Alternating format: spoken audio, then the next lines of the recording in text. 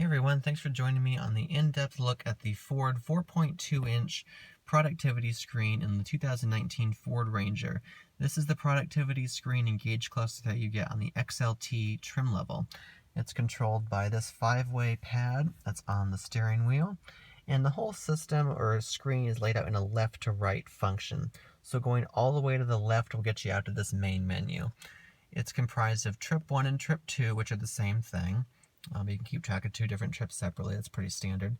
We have a fuel economy dedicated screen, driver assist settings, and then just regular vehicle settings. So those are the main 5. So we'll start with trip 1 so you can see what the trip computers look like by pressing OK. You can press either OK or you can follow the little arrows there to tell you that you can keep going over that way, or use the arrow. It does the same thing.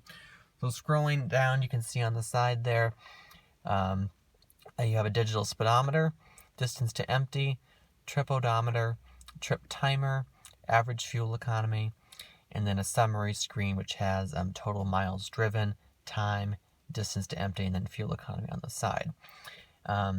You'll notice that on the more to the right of it is the driver assist screen that has the 2 lane markings for the active lane keep assist, and the adaptive cruise control, which this vehicle is equipped with, and also the forward collision warning and stuff like that. It'll start to turn yellow and then red if you're following somebody too close, and you'll have other displays like that.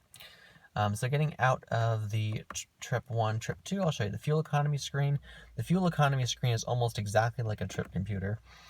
So it starts with distance to empty. You have an instant fuel economy readout here. Average MPG again.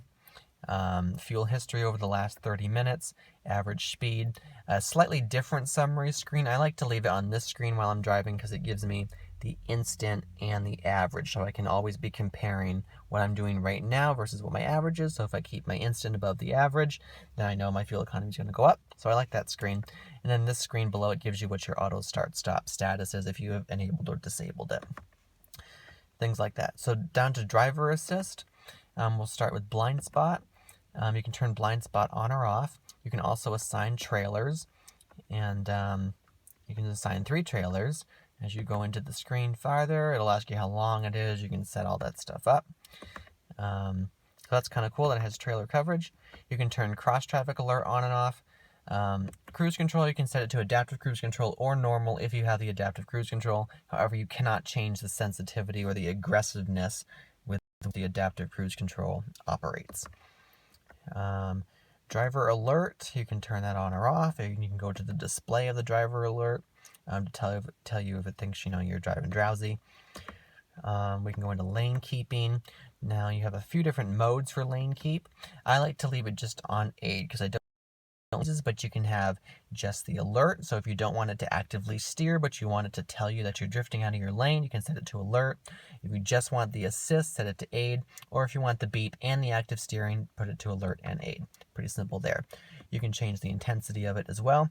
Unlike the adaptive cruise control, you can change how aggressive the lane keep is, which is interesting. Alert sensitivity, you can change that to normal or increased as well. And that's it for lane keep. Pre-collision, you can change the alert sensitivity here.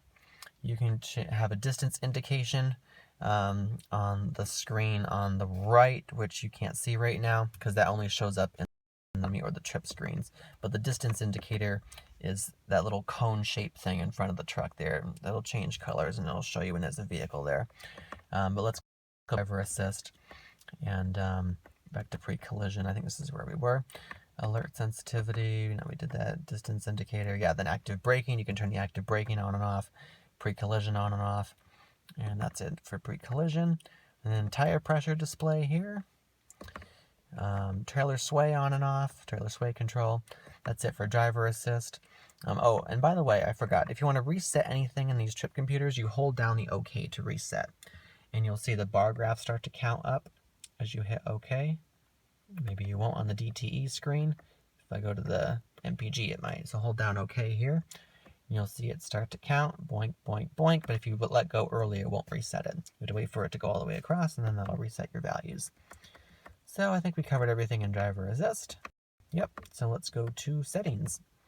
Starting with vehicle settings and lighting. You can turn the auto high beams on and off. There they are right there. Probably just because we're in that screen, or maybe it just got dim enough and the auto headlights came on. That must be what it is.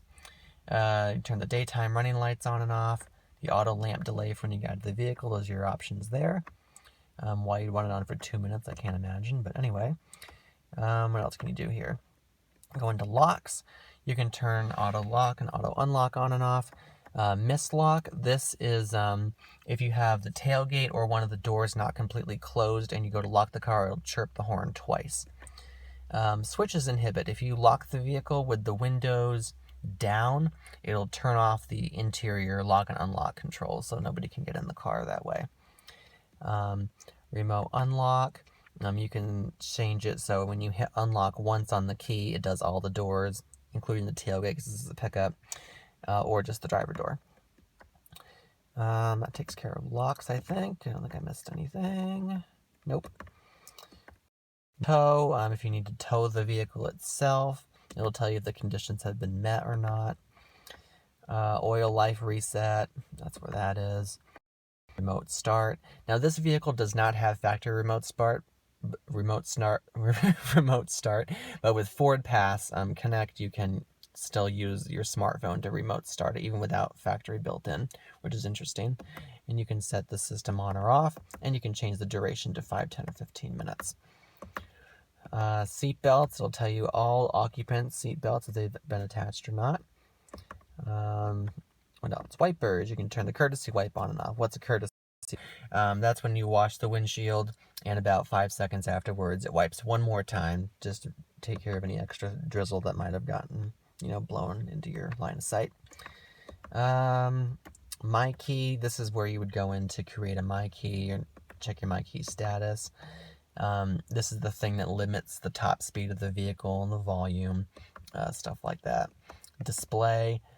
Distance, you can change your units. Temperature, again, units. Tire pressure, you can change the units there as well. Language, there's only 3 language options. And that is pretty much it. Yep. So that's your full tour of everything that's in the 4.2-inch productivity screen in the 2019 Ford Ranger XLT.